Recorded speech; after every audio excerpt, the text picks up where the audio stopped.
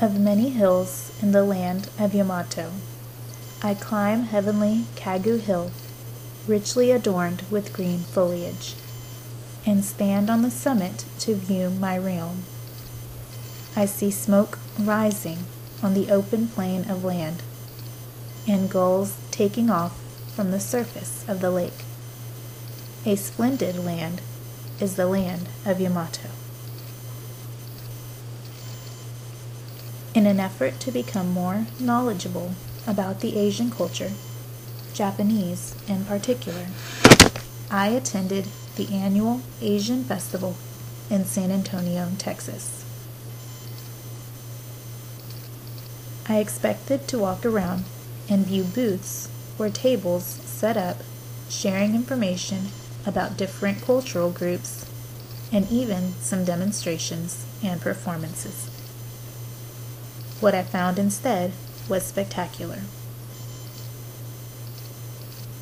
The food area had approximately 20 booths, each selling a variety of Asian cuisine from Thailand, Japan, China, and many other countries. The performance area was bustling with dancers, singers, artists, and martial art experts ready to share their skills. There were many children participating in the Asian festival, performing, singing, and demonstrating. This was inspiring to see. I learned that the Asian culture values the importance of passing on their traditions to their young ones, so that they will continue the sharing of their cultural heritage.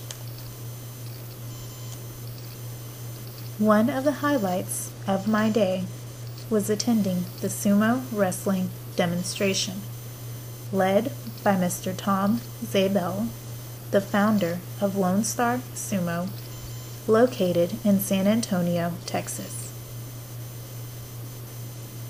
Mr. Zabel chose 2 young volunteers from the audience and taught them various sumo wrestling maneuvers that allowed them to keep their balance, push their opponent down, or push their opponent out of the ring.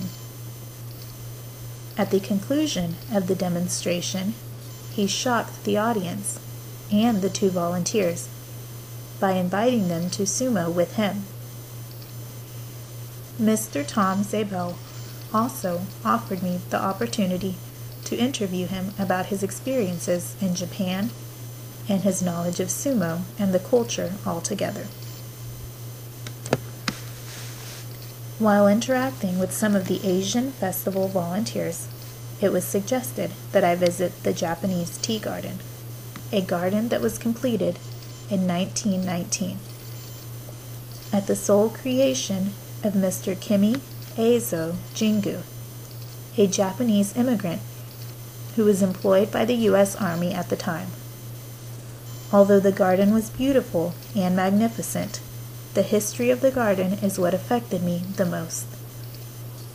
Mr. Jingu and his family lived in a house in the garden to maintain its beauty.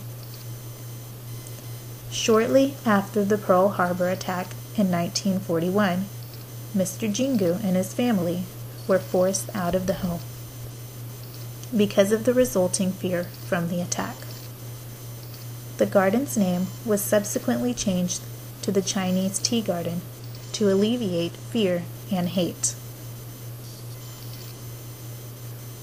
I was saddened by this story, and I accept it as a challenge to be compassionate, caring, and kind to every student or coworker I encounter who is different from me, whether it be in race, gender, sexual identity, or ethnic background.